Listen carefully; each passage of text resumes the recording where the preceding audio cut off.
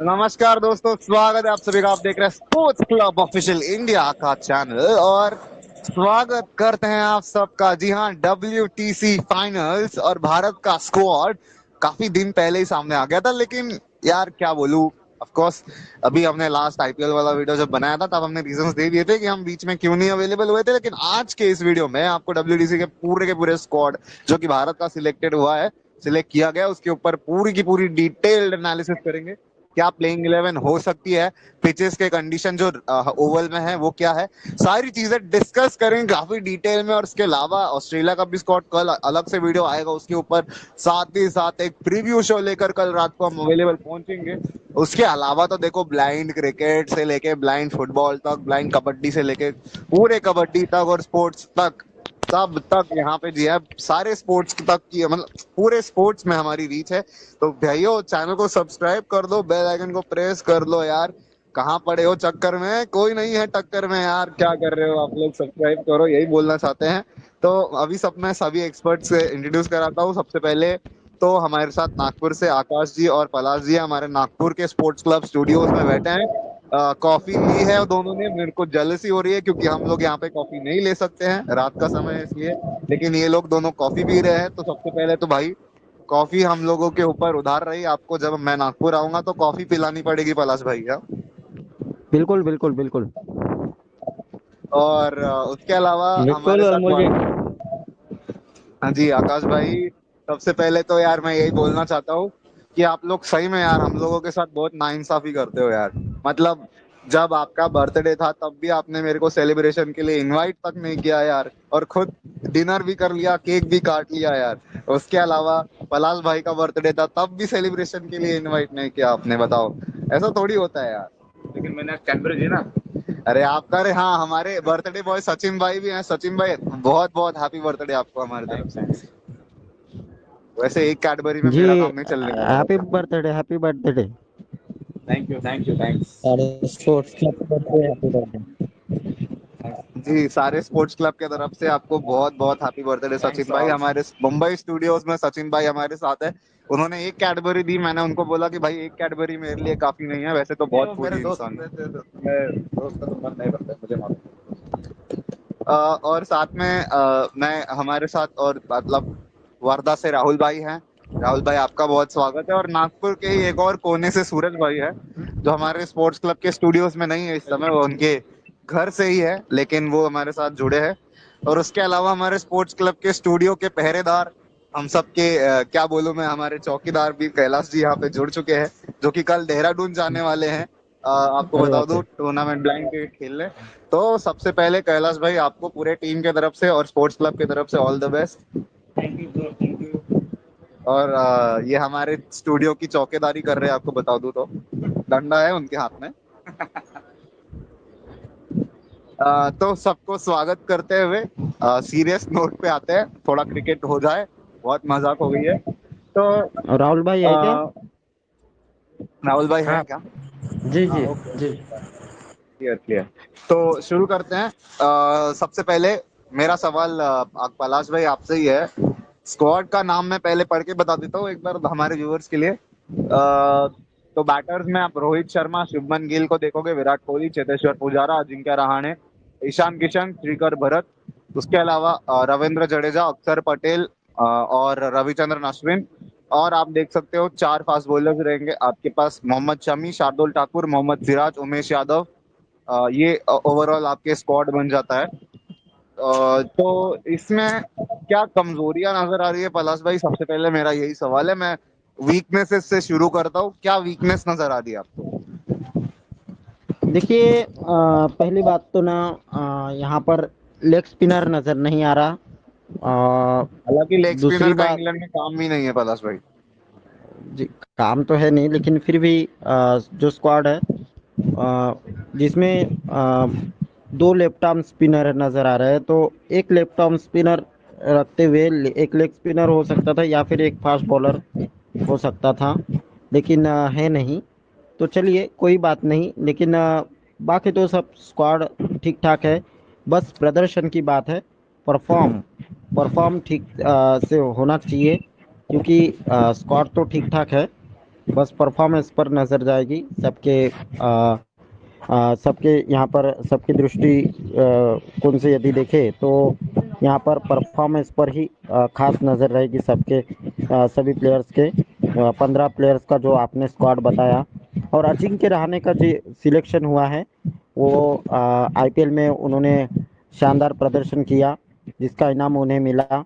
और कुछ रणजी में भी उन्होंने कमाल की बल्लेबाजी की, तो उनका जो है इनाम उन्हें अभी जो डब्ल्यूटीसी फाइनल के स्क्वाड में उनका सिलेक्शन हुआ है, डब्ल्यूटीसी फाइनल में उसका जो इनाम है ये उन्हें मिला है। तो अब अजिंक्य रहाणे को यहाँ पर परफॉर्म करके देना होगा, डब्ल्यूटीसी फाइनल में इंडिया को जिताना होगा। हाँ, मेरा सवाल अब जाएगा सीधा आकाश भाई की तरफ। गूगली है आकाश भाई। मेरे को लगता है सबसे ज्यादा एक जो कमी भारत में नजर आ रही है, क्या शार्दुल ठाकुर के जगह कोई और हो सकता था? मतलब इंग्लैंड के वेदर में शार्दुल ठाकुर मेरे को थोड़ा अजीब लगा है भाई, भला आकाश भाई।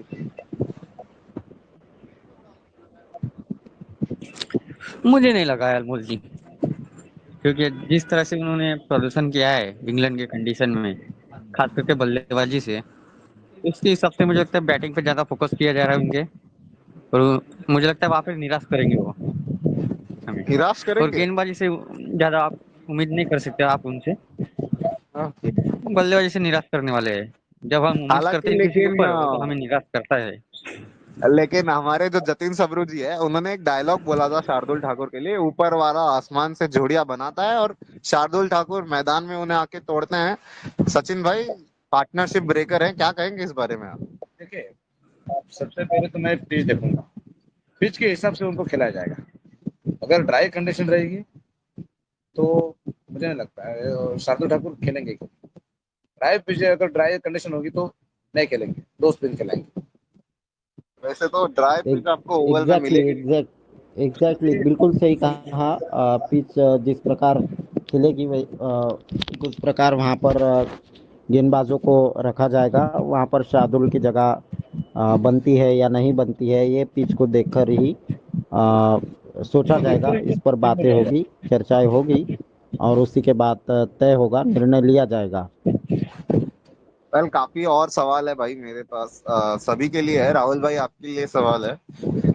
One down position Cheteshwar Pujara, two down position Ajinkya Rahane नहीं लेंगे तो विराट कोहली लेने वाले हैं। नंबर 5 पे अजिंक्य रहाणे पहले भी खेले हैं, लेकिन उतना ज्यादा सूट नहीं किया उनको नंबर 5 का पोजीशन। तो क्या आप उनको बैटिंग ऑर्डर में थोड़ा ऊपर खिलाते हुए देखना चाहेंगे? जी नहीं। एक बात तो है कि जिस तरह हमारी इंडियन टीम का जो स्क्वाड भेजा जा रहा है डब्ल्यूटीसी फाइनल के लिए, या भेजा गया है, तो उस हिसाब से देखा जाए तो अजिंक्य रहाणे एक फोर्स चेंज ही कहेंगे हम। फोर्स चेंज क्यों? कि जिस तरह के फॉर्म में श्रेयस अय्यर चल रहे थे, उनकी जगह हमने अजिंक्य रहाणे को इसलिए लाया क्योंकि उनके पास एक एक्सपीरियंस है। और तो और हमने उनको डब्ल्यूटीसी के फाइनल में लिया तो है, लेकिन किसके बेसिस पर? आईपीएल के। Hope he will deliver that, और वो अपनी साख को बचाए रखेंगे। जिस तरह से उनको मौका मिला है वो आसान नहीं था, लेकिन श्रेयस अय्यर की इंजरी और जिस तरह से उनका आईपीएल घटा है, उस हिसाब से उनको मौका मिला है। और विराट कोहली नंबर 4 पर बिल्कुल सही अपनी जगह वो खेलेंगे, उनका तो कोई मतलब उनकी जगह को कोई बदल नहीं सकता। और वो फिट भी है, वो उनका कोई मतलब इंजरी का तो कोई इशू भी नहीं होता।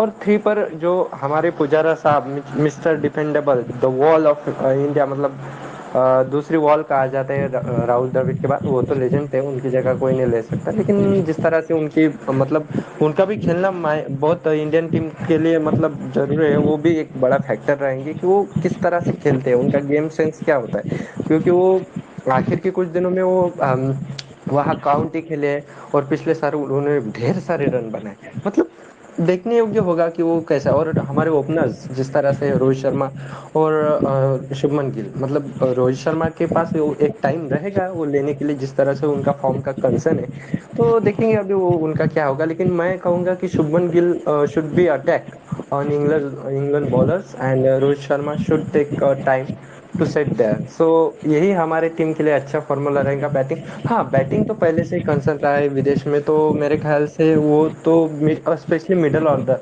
पिछले 3 या 4 सालों से हमारे मिडल ऑर्डर के स्टैट्स उठाकर देखो तो बहुत बुरे, टेरेबल है, मतलब हॉरेबल है। तो मैं चाहूँगा कि ओपनर्स अच्छा स्टार्ट दे और बाद में मिडल ऑर्डर अच्छा उनको मतलब बिल्डअप करे, यही चाहेंगे। और विकेट कीपर का तो अभी पता नहीं कौन खेलेगा, लेकिन मेरी राय जानो तो मैं के एस भरत को ही खिलाऊंगा, क्योंकि वो स्पिन मतलब स्विंग को जिस तरह फेवर करता है, और बॉलिंग तो हमारी बेस्ट है ही है। और होप वो 20 विकेट निकाल के दे और इंडिया को आफ्टर 10 ईयर्स मतलब मदद करे इस साल का एक मतलब WTC फाइनल जीतकर ICC का सुखा खानन करने के।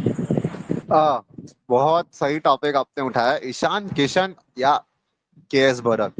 This question is the hottest topic actually. मैं बता रहा हूँ, ट्विटर में मैं बात कर रहा था अभी, मतलब आपको बताया तो ट्विटर में मेरे कुछ ऐसे भी फ्रेंड्स हैं जो अभी यूके में हैं, currently they are in London some of them.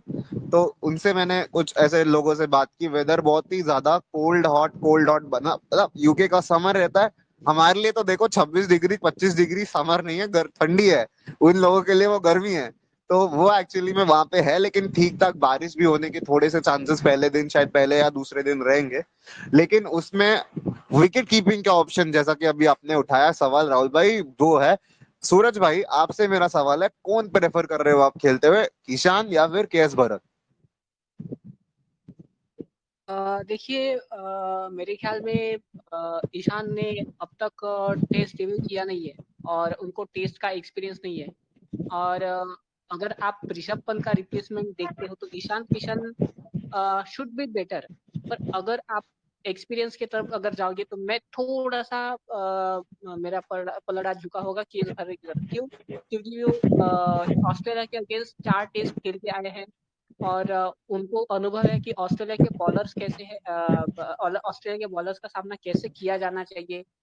क्योंकि देखो, आप जब भी किसी टीम के अगेंस्ट 1-2 मैचेस खेलते हो तो आपको ये अनुभव हो जाता है कि उनके बॉलर किस तरह से, उनके स्पिनर किस तरह से काम करते हैं और किस तरह से हमें अटैक करना चाहिए। और मैं मुझे याद आता है, मेरे ख्याल से second match, yes, K S Bharat ने कुछ अटैकिंग शॉट्स खेले थे और थर्ड मैच में भी 2 अटैकिंग शॉट्स खेलने गए, बट वो अनफॉर्चुनेटली आउट हो गए। बट फिर भी मैं जानना चाहूंगा केएस भरत की। फोर्थ मैच को आप भूल गए सूरज भाई, जहाँ विराट कोहली के साथ उन्होंने पार्टनरशिप की। हाँ हाँ हाँ, फोर्थ मैच बिल्कुल, वहां भी उन्होंने बहुत अच्छे से खेला। तो या K S Bharat can be a good option, लेकिन पलाश भाई, मैं आप ये मतलब इसी टॉपिक को कंटिन्यू करते हुए, नंबर 6 पे ईशान किशन का होना, क्योंकि देखो एक लेफ्ट हैंडर बैटर तो आपको चाहिए ही होगा। आप पूरे टॉप ऑर्डर से देखो तो 5 नंबर तक सिर्फ righty righty righty righty righty righty righty. Australia के पास लेफ्ट आर्म फास्ट बॉलर्स हैं, Mitchell Starc, Hazlewood, sorry Mitchell Starc और पैट कमिंस। हेजलवुड तो अलग ही राइट नाम है, लेकिन मिचेल स्टार्क, पैट कमिंस जैसे जो लेफ्ट आर्म फास्ट बॉलर्स है, इनके लिए तो लॉटरी है फिर इंडिया का टॉप ऑर्डर, ऐसे ही उड़ जाएगा फिर तो। एक लेफ्ट हैंडर होना जरूरी है, क्या लगता है आपको ईशान किशन को इस लिहाज से खिला सकते हैं, या आप जानते हैं, आप मानते हैं कि रविंद्र जडेजा ही ठीक है एक लेफ्ट हैंडर के रूप में, और शायद अश्विन या जडेजा दोनों में से कौन खेलेगा अगर पिच सपोज गीली रही और फास्ट बॉलर्स को सूटेबल रही, तो ओनली स्पिनर का आपकी क्या चॉइस रहेगी? ये दो सवाल है मेरे आपसे।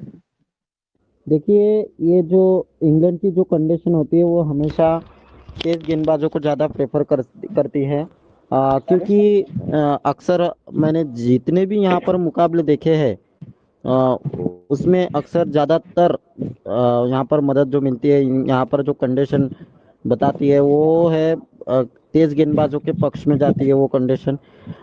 तो यहाँ पर ये देखना होगा अब इस समय, इस बार जो पिच रहेगी वो किस प्रकार रहती है। हालांकि मुझे तो अंदाज है कि तेज गेंदबाजों के लिए ही ज़्यादा रहेगी, लेकिन यदि स्पिनर के लिए भी कुछ है, यहाँ पर कुछ हरकतें हो रही है पिच पे, तो यहाँ पर स्पिनर को यदि मदद मिल रही है तो मैं अश्विन और जडेजा दोनों को साथ में खिलाना चाहूँगा। यदि यहाँ पर कुछ ज़्यादा नहीं है तो मुझे लगता है कि फिर अश्विन नॉट एज प्लेइंग 11, क्योंकि यहाँ पर रविंद्र जडेजा एक लेफ्ट हैंडर बल्लेबाज भी है और एक अच्छे लेफ्ट आर्म स्पिनर भी है। और साथ में आपको ज़रूरी होगा कि लेफ्ट हैंडर आपको 6-7 नंबर पर चाहिए भी, क्योंकि सारे के सारे प्लेयर यदि यहाँ पर देखें तो लेफ्ट हैंडर नहीं है। एक भी यहाँ पर लेफ्टी नज़र नहीं आ रहा है, पूरे राइट हैंड बल्लेबाज। और साथ ही ईशान किशन को छोड़ दिया जाए तो ईशान किशन, रविंद्र जडेजा, ये दोनों प्लेयर छोड़ के सारे के सारे बल्लेबाज लेफ्टी है, तो राइटी है, माफ़ कीजिए, राइटी है। तो ये सभी दाहिने हाथ के जो बल्लेबाज है, इनके लिए थोड़ा सा जो चुनौती रहेगी आगे, उस चुनौती को स्वीकारना उतना भी आसान नहीं होगा। इसी वजह से मैं चाहूँगा कि दो लेफ्ट हैंड बल्लेबाज आपके पास टीम में प्लेइंग 11 में खेले, तो इसमें मैं ईशान किशन और रविंद्र जडेजा को रखूँगा और 4 तेज गेंदबाज मैं यहाँ पर रखना चाहूँगा, जिसमें एक ऑलराउंडर शार्दुल ठाकुर भी होंगे। तो यहाँ पर मुझे लगता है कि प्रेफर करेगी पूरी यहाँ की सिचुएशन पर, किस प्रकार यहाँ पर कंडीशन होती है पिच की, किस प्रकार पिच होती है, और उसको देखते हुए एक स्पिनर एक और 4 तेज गेंदबाज के साथ जा सकती है टीम इंडिया। और यदि स्पिनर के लिए ज़्यादा मदद मिलती है तो 3 ही तेज गेंदबाज खेलेंगे और 2 स्पिनर यहाँ पर नजर आएंगे। लेकिन केएस भरत, हालांकि सूरज जी ने जैसे कहा कि उन्हें अनुभव है, लेकिन उतने रन्स नहीं है जितने चाहिए थे उनके बल्ले से अब तक आए नहीं है, उतने रन काफ़ी नहीं है। हालांकि डब्ल्यूटीसी फाइनल के लिए जो ईशान किशन का सिलेक्शन हुआ, वो अभी तक हालांकि टेस्ट खेला नहीं है ईशान ने, लेकिन फिर भी ईशान ऐसा बल्लेबाज है, यदि चल गए तो गेंदबाजों की धज्जियां उड़ा सकते हैं। ये ऋषभ पंत जैसे खिलाड़ी है, उस प्रकार ही ईशान किशन भी है। हालांकि ऋषभ पंत की तुलना नहीं कर सकते, लेकिन ऋषभ पंत जिस प्रकार 6 नंबर पे आके बल्लेबाजी कर रहे थे, तो वो उस प्रकार गियर चेंज करने में माहिर है ईशान किशन। इसी वजह से मुझे लगता है कि ईशान किशन खेलने चाहिए। हालांकि पहला मैच उनका होगा, लेकिन खेलने चाहिए फिर भी। चलिए, बहुत सही पॉइंट नोट किया पलाश भाई। सचिन भाई, आपसे मेरा अगला सवाल। काफी बेहतरीन आपने देखा है परफॉर्मेंसेस दिए है सिराज ने अब्रॉड ऑस्ट्रेलिया में जाके, पर वहां की पिचेस उनको थोड़ा सूट करती थी ऑस्ट्रेलिया में, क्योंकि सीम बॉलर्स को थोड़ा ज्यादा मौका मिलता है। लेकिन इंग्लैंड की पिच में जहाँ स्विंग बॉलर्स को मौका है, सिराज उतना गेंद स्विंग नहीं कराते। उनका मेन जो विकेट टेक का, विकेट लेने का जो वो रहता है, जो आर्ट रहता है, वो सीम बॉलिंग के ऊपर रहता है। तो सिराज के लिए कितना इंपॉर्टेंट सीरीज है? और एक और सवाल है मेरा आपसे, लगातार दूसरा है, एक के बाद एक दोनों सवाल का आपको आंसर देना है। अ, कितना इंपॉर्टेंट सीरीज रहेगी ये चेतेश्वर पुजारा के करियर के लिए? क्योंकि चेतेश्वर पुजारा ने नोटेबल परफॉर्मेंसेस नहीं दिए इंडिया के लिए टेस्ट मैचेस में पिछले कुछ टाइम से। हालांकि काउंटी में जाके डबल सेंचुरीज मार रहे हैं, वो अच्छे टच में दिख रहा है इंग्लैंड में खेलते हुए। तो ये कितना महत्वपूर्ण साल है? और साथ ही साथ जो इंडियन फैंस हैं, अब 10 साल से आईसीसी ट्रॉफी का इंतजार कर रहे हैं, कितने फ्रस्ट्रेट हो चुके हैं इंडिया टीम के फाइनल के हारने के वजह से? जी बिल्कुल, फ्रस्ट्रेट तो बहुत हो चुके हैं, क्योंकि 10 साल का इंतजार बहुत होता है। अब देखिए, जिस तरह से अभी चेतेश्वर पुजारा खेल रहे हैं, उसने सभी ने बहुत उम्मीद लगाई है, क्योंकि अभी इंग्लैंड की कंडीशन, अभी मुझे लगता है चेतेश्वर पुजारा के बेहतर कोई नहीं जान सकता, क्योंकि उससे बेहतर किसी को अनुभव नहीं है। अभी सब आईपीएल में 2022 खेल के आ रहे हैं, और वो सब काउंटी में खेल के काउंटी में खेल के वो अच्छे टच में दिख रहे हैं।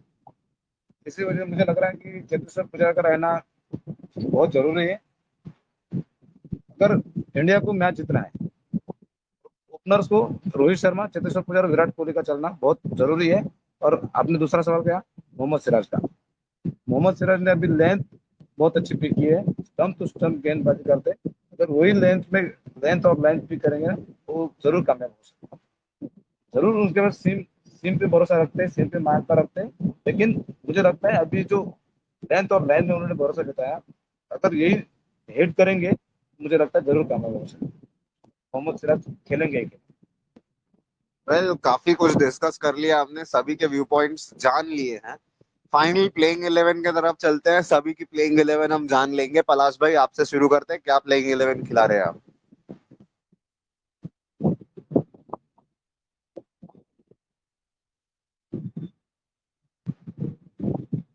पलाश भाई, कैन यू हियर?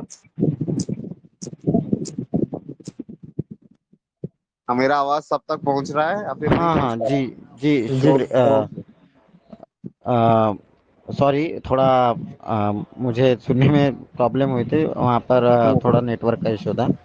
तो है? Okay okay. प्लेइंग 11, जैसे कि आपने पूछा, तो यहाँ पर प्लेइंग 11 कुछ इस प्रकार, मेरे मेरे हिसाब से संभावित प्लेइंग 11 इस प्रकार हो सकते हैं। और मेरी प्लेइंग 11 स्पेशल, तो रोहित शर्मा, शुभमन गिल के साथ मैं हमेशा की तरह इस बार भी ओपन करवाऊंगा ही। इनकी जगह मैं और किसी को नहीं दे सकता। चेतेश्वर पुजारा नंबर 3 पर फिक्स है। और जो कि रोहित शर्मा, शुभमन गिल ओपन करेंगे, तो यहाँ पर शुभमन गिल थोड़ा अटैक का प्रयास कर सकते हैं और अटैकिंग क्रिकेट खेलेंगे। और रोहित शर्मा डिफेंसिव, चेतेश्वर पुजारा हमेशा की तरह इस बार भी डिफेंस से क्रिकेट खेल सकते हैं। विराट कोहली थोड़ा सा अटैकिंग मोड में उन्हें खेलना चाहिए, क्योंकि अजिंक्य रहाणे भी थोड़ा डिफेंसिव खेलेंगे का प्रयास करेंगे। रविंद्र जडेजा नंबर 6 पर रखूंगा, थोड़ा अटैकिंग क्रिकेट खेलने के लिए। और ईशान किशन नंबर 7 पर, वो भी थोड़ा अटैकिंग। और रविचंद्रन अश्विन यदि खेलते हैं तो, लेकिन मुझे लगता है रविचंद्रन अश्विन नहीं खेलेंगे इस प्लेइंग 11 में। शार्दुल ठाकुर नंबर 8 पर, मोहम्मद सिराज, मोहम्मद शमी और उमेश यादव, ये मेरे प्लेइंग 11 रहेगी। उमेश यादव, मोहम्मद शमी, मोहम्मद सिराज और शार्दुल ठाकुर, ये 4 तेज गेंदबाज को रखूंगा मैं। ओके। आकाश भाई।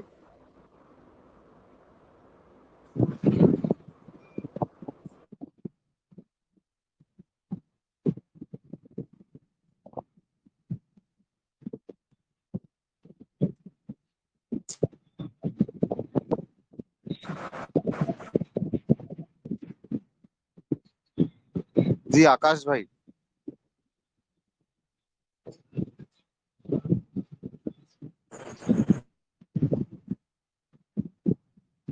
चल तब तक हम राहुल भाई आप तक चलते हैं। राहुल भाई आप एक बार प्लेइंग 11 बता दीजिए, फिर हम आकाश भाई की तरफ आएंगे। तो मेरी प्लेइंग 11 थोड़ा कंफ्यूजिंग है, लेकिन फिर भी मैं मेरी प्लेइंग 11 जो बताना चाहूँगा, तो बल्लेबाजी में तो कोई दिक्कत नहीं है, तो बल्लेबाजी में तो मैं रखना चाहूँगा। और बस प्रॉब्लम है विकेट कीपिंग में, तो ओपनिंग में करवाऊंगा हमेशा की तरह रोहित शर्मा और शुभमन गिल के साथ। और हर कोई मतलब ये लाइनअप भी ऐसा है, तो इस हिसाब से ओपनर वही दोनों होंगे, कप्तान के साथ शुभमन गिल। तो तीसरे नंबर पर मैं मतलब द वॉल में पुजारा साहब को रखूँगा। चौथे पर मतलब fourth will be Virat Kohli. So पाँचवें पर मैं रखूँगा Ajinkya Rahane. Ajinkya Rahane will be at 5। So 6 पर मैं के एस भरत को ही रखूँगा। और 7 पे मैं रखूँगा रविंद्र जडेजा को। इसमें हम बदल मतलब चेंज कर सकते हैं, जैसे कि जडेजा को हम 6 पर खिला सकते हैं बल्लेबाजी में, और 7 पे के एस भरत को। और 8 पे मैं रविचंद्रन अश्विन को रखूँगा, क्योंकि ओवल का मैदान है, स्पिनर को मदद मिलती है, तो 2 स्पिनर इंडियन टीम खिलाना चाहेगी। वो तो कप्तान और टीम मैनेजमेंट पर डिपेंड है, वो क्या करना चाहते हैं। और 9th पर मैं रखूँगा मोहम्मद शमी। और 10 पे मैं रखना चाहूँगा उमेश यादव। लेकिन उमेश यादव के साथ ये है कि वो मतलब एक जैसे बॉलर्स हो जाएंगे, तो मैं यहाँ एक जयदेव उनटकट को रखना चाहूँगा। और 11 पर रहेंगे मेरे मोहम्मद सिराज। तो ये बन गई मेरी प्लेइंग 11। लेकिन अगर इंडिया 4 तेज गेंदबाज को खिलाता है और एक स्पिनर को खिलाता है, तब मेरे ईशान किशन मेरे प्रायोरिटी रहेगी। ये मेरी प्लेइंग है। Okay okay. आगे चलते हैं। सवाल मेरा अगला रहेगा अमोल जी, आकाश भाई से। आकाश भाई अब आप सुन पा रहे हैं हमको? मैं सुन पा रहा हूँ।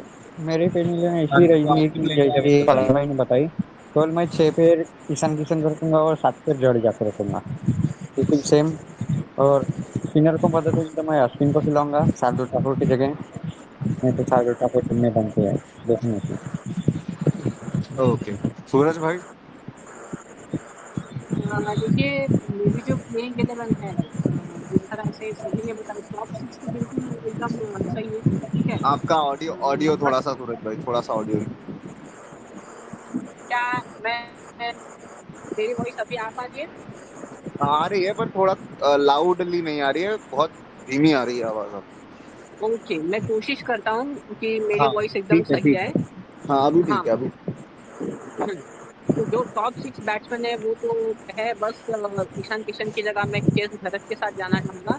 उसके बाद मैं मतलब कंफ्यूज हूँ शार्दुल ठाकुर और अश्विन में, ठीक है। बट वो पिच के हिसाब से देखा जाएगा कि पिच किस तरह से होती है। बट फिर भी दो स्पिनर यहाँ पे चाहिए मेरे ख्याल से, जडेजा अश्विन और मोहम्मद सिराज मोहम्मद शमी।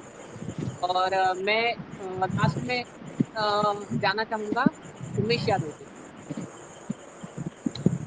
ओके, मतलब सचिन भाई। तीन, हाँ, मतलब अगर दोनों स्पिनर में खिलाना चाहूंगा जो भी है।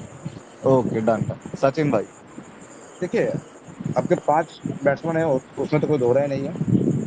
शुभमन गिल, रोहित शर्मा, चेतेश्वर पुजारा, विराट कोहली और अजिंक्य। और छठा बैट्समैन मैं जडेजा को रखूंगा। और मैं एक्सपीरियंस के साथ जाना चाहता हूँ, क्योंकि अभी ईशान किशन के पास अनुभव नहीं है टेस्ट का। तो फिर भी मैं ईशान किशन के पास काबिलियत है, लेकिन फिर भी वो डू और डाई का मैच है।